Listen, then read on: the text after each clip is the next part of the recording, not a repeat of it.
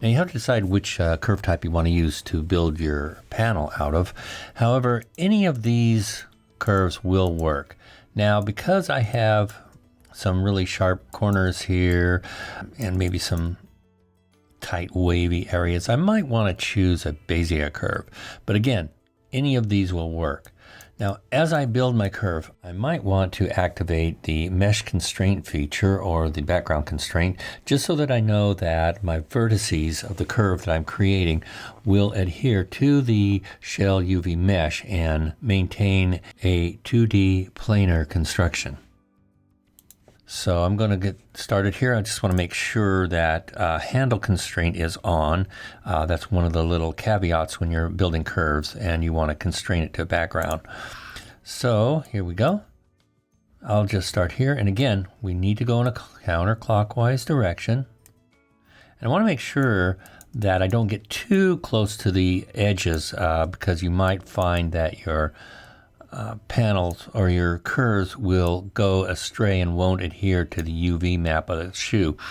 You also want to pay close attention to the curvature of the shoe in the area that you're building your curves or that you're placing your control vertices for that curve.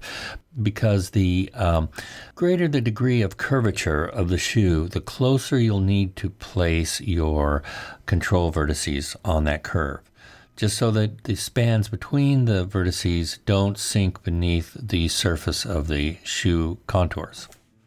And again, if the curve goes astray, goes off of the edge of the shoe for any reason, like that, as you can see, it's no big deal.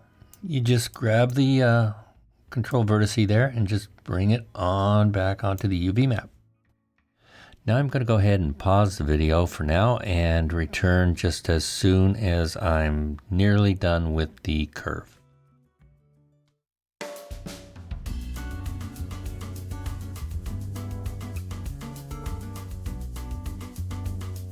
And make sure we make this a closed curve.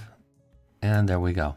So the next thing I think I want to do here is make sure that this okay, so notice I'm kind of messed up around the front, so that tells me that I may have an issue here. And let's make sure that we keep our handles as well on the surface of our UV mesh. Okay, I think this looks pretty good for our first curve. And remember, we can always go back later and change things because this is a mesh operation. And let's go ahead and move on to the next step.